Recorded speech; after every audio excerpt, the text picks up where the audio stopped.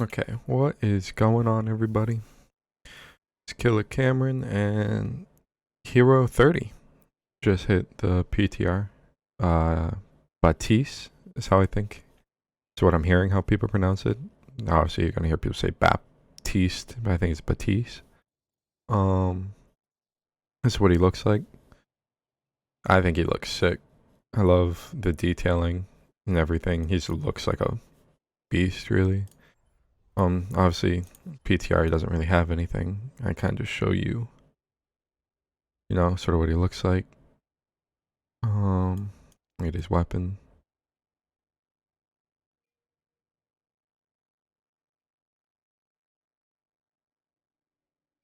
That's interesting actually, because in the picture they showed of him, uh, everyone was wondering why these were green, but it's actually just this cover that made them look green because they're all yellow.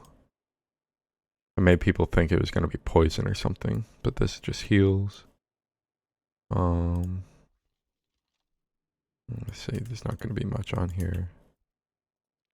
Um, let's see. There's his, heroic highlight intro. So obviously he's a support character, more of a DPS support than anything. Okay, so this obviously, my settings on here aren't great, but so his gun, burst fire. I'll show you this. So main weapon, 3-round burst gun. It's called Biotic Launcher. His right click, lob a healing projectile that heals all allies near the impact. So once these guys respawn, this is sort of what it looks like. You can shoot it pretty far. No, that's what that looks like. The range on it isn't that far. As you can see, this doesn't hit. You know. Next, you have his ultimate. It's called Amplification Matrix. Project a matrix that doubles the damage and healing effects of all allied projectiles. So the way this one works. Here's some more gunplay.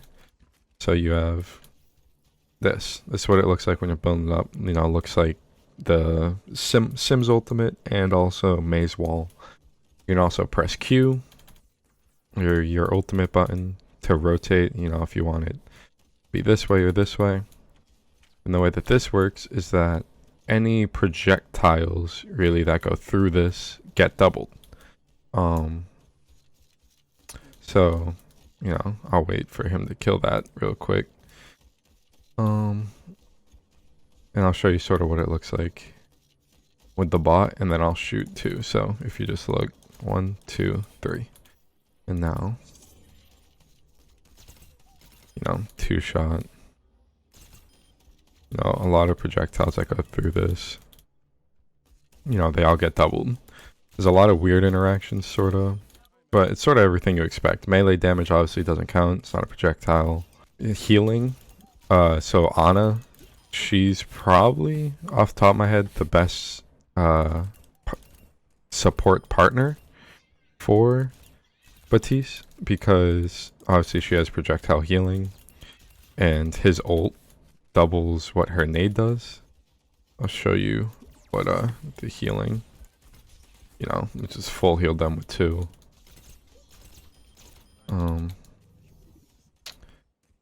But yeah, so he doubles all of Ana's healing, which is crazy.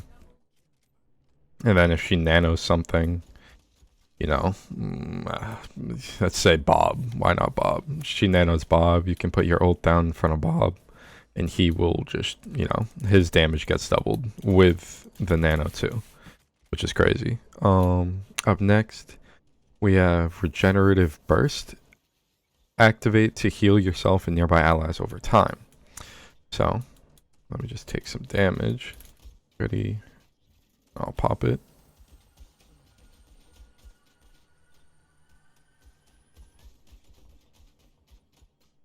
See, it's pretty good healing. There's a area, I don't know if you can see, but when I pop it, see how it goes out to there? It's a 5-meter radius, I believe, so like 10 meters wide. So if I stand here, it should stretch to there. Yeah, so it goes all the way to there, all the way to there.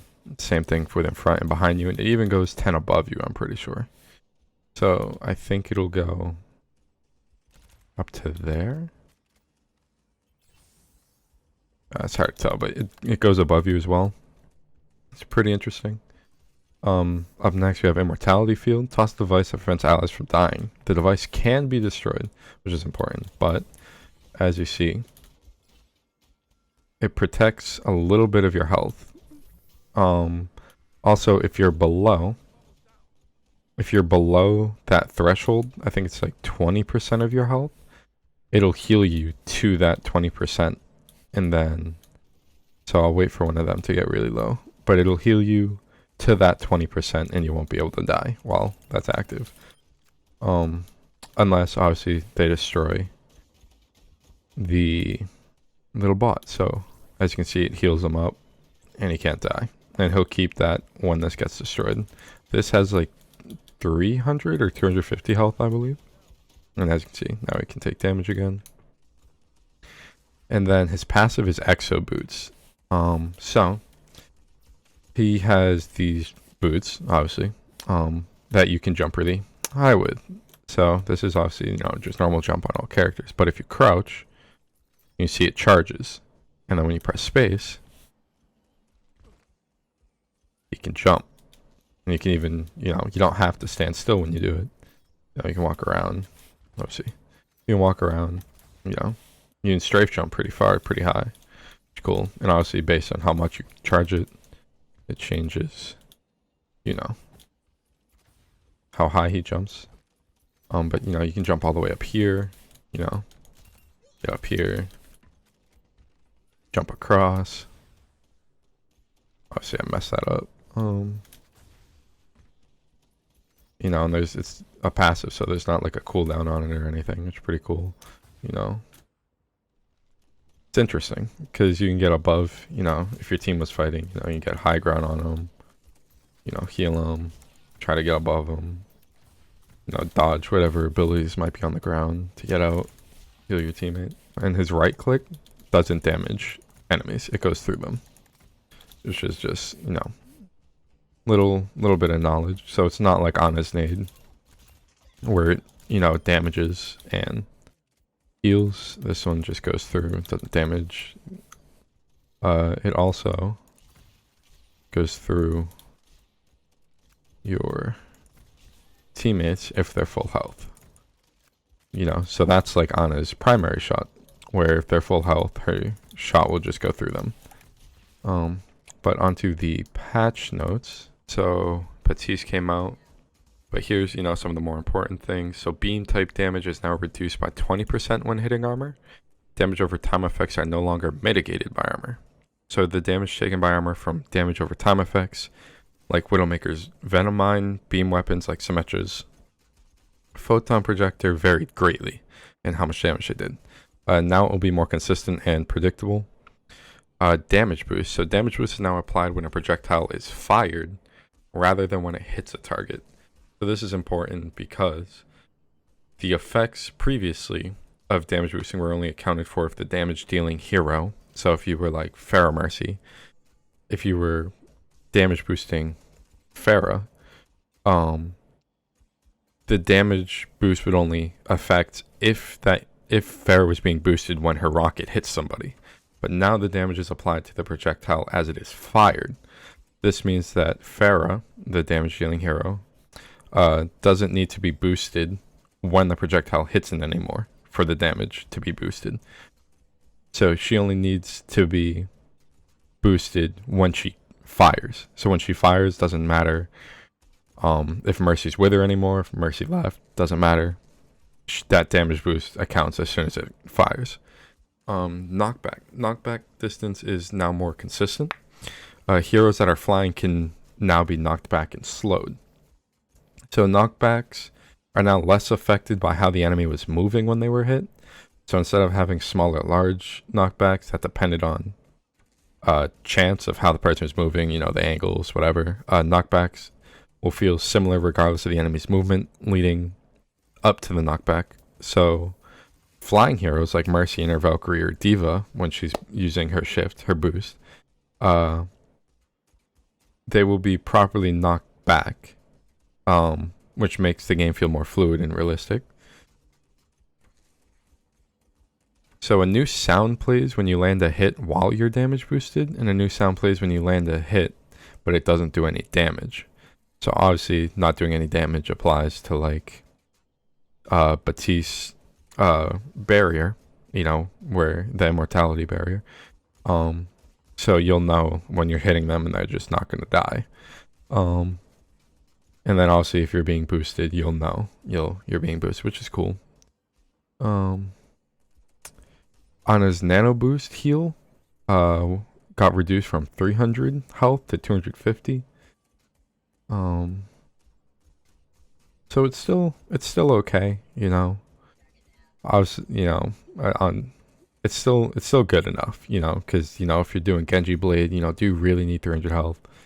The 250 can probably get you by. Just tone it down a little bit so it's not too overpowered. Doomfist cooldowns got reduced on both his Rising Uppercut from 7 to 6 seconds and Seismic Slam from 7 to 6 seconds as well, just to make him feel more fluid, which is good because I think Doomfist needs that. Hanzo's Sonic Arrow detection radius increased from 7 to 9 meters. So that means that the radius when you shoot Sonic Arrow, you'll be able to see a little bit further. I think that's for like some chokes or whatever, there'd be like times when you couldn't quite see the entire thing. So because of how the environment is on some maps, the Sonic Arrow can feel ineffective in some areas. So yeah, so it's just when there's wider maps, this can help him out. Lucio's Sonic Amplifier Soundwave now counts towards offensive assists. So the knockback on his Soundwave, his right click, is a great tool for pushing enemies into situations that get them killed. So they should be rewarded in offensive assists for doing so. Basically, if you right click somebody, you get an assist for the Elim. It's basically what that does. It's an offensive assist. McCree's Fan the Hammer. Make right click. Damage reduced from 55 to 50. Okay, so just toning down the total damage it can do. Deadeye damage per second increased from 275 to 550 after locking onto targets for 2.5 seconds. So that means if if you're looking at somebody for a while, your damage is going to ramp up after you're locked onto them for 2.5 seconds. Let's see what they say. After reducing armor's effectiveness for all heroes, Fan the Hammer doesn't need to deal quite as much damage. Increasing Deadeye's damage after being locked on for a bit makes it more effective when attacking high health static targets like barriers and heroes with over 600 health. It will not impact how dangerous this is for heroes under 600 health. Yeah, because obviously if you're doing this much damage, if something's below 600, you're not really going to tell. If you're dead, you're dead. May. Endothermic Blaster. Her primary fire damage increase from 2.25 to 2.75. So 45 to 55 damage per second. Okay. Her Ice Wall health reduced from 500 to 400. Okay. I get that. It can be hard to break sometimes. Increasing the damage of May's primary fire should make her Freeze and Icicle move combination more potent. That's kind of scary. She should be able to kill a lot of the things she freezes much easier. Making the pillars on May's walls easier to destroy means less waiting for the wall to disappear on its own and more opportunities to counter it, break it down, whatever. Moira's Biotic Grass heal over time duration increased from 3 to 4 seconds, and her total healing increased from 50 to 65. So these minor changes make Moira's passive healing effect on Biotic Grass slightly more effective when topping off an ally's health. Orisa Fusion Driver, movement speed penalty while firing reduced from 50% to 30%. So basically, Orisa can move faster while she's firing. which means she can put a little bit more pressure on. You know, she's not just, you know, basically not going anywhere as she's shooting. You know, now she can move a little bit more. Farah, her rocket launcher minimum explosion damage increased from 16.25 to 20. So this sets the rocket launcher's minimum damage to where it was before we rebalanced its direct impact and explosive. Okay, so the minimum amount of damage the explosion damage can do is 20 instead of 16, so a little bit of a buff. Yeah, sorta. Soldier's pulse rifle damage increased from 19 to 20. Sprint, delay before you can fire the weapon after using sprint reduced from 0.5 to 0.3. Okay. Sight visor can target Riptire and Immortality Field. That's pretty cool. So he can kill an enemy hero. Will potentially allow Soldier 76 to kill an enemy hero one shot sooner. Reducing the time between when you sprint and fire makes it more fluid, responsive, and allowing him to shoot Tire in the Immortality Field is just quality of life. It makes it, you know, easier. A very important thing. Sombra, her hack cooldown is reduced by half when hacking a health pack. The cooldown on hack often made it feel less effective to target health packs instead of players. This will make both health packs and players viable targets for hacking. That's important, because there is weird times with Sombra where, you know, your team's about to fight, but you want to hack a health pack, you know, throw your translocator down. But after you have to hack that health pack, you have to wait for your cooldown. So I think half of that's actually a really good thing. Torbjorn's base health increased by 50 armor. So he now has 250 max health instead of 200. His overload, armor gained reduced from 150 to 100. Okay, so that's sort of to equal out that. Yeah, so his survivability gets a little bit of a buff.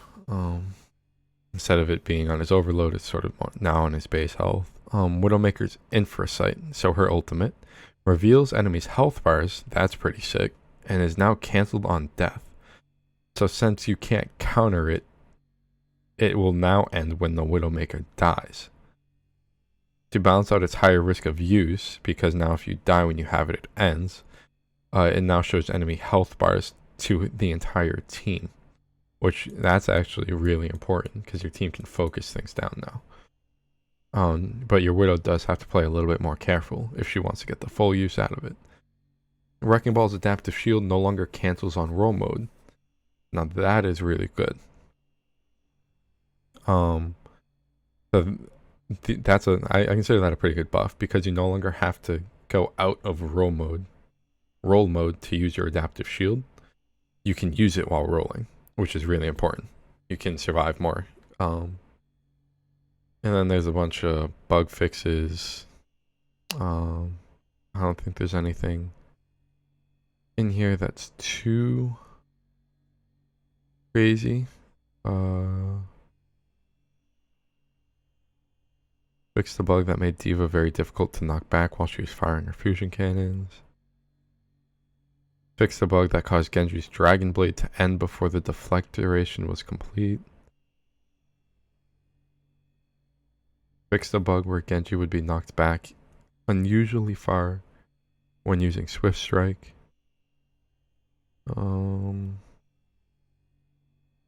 Fixed the bug that made Orisa very difficult to knock back.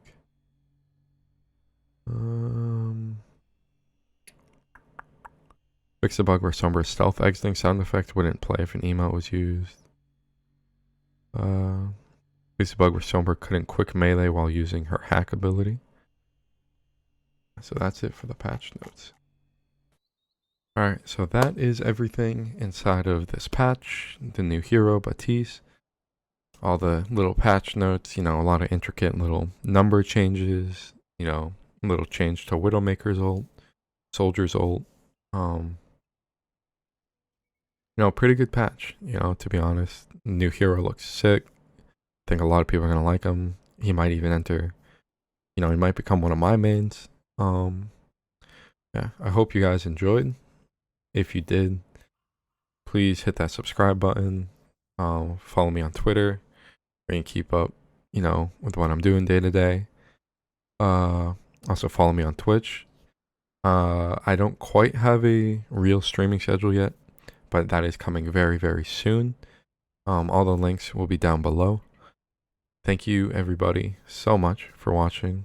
And I hope to see you all on next video. Peace.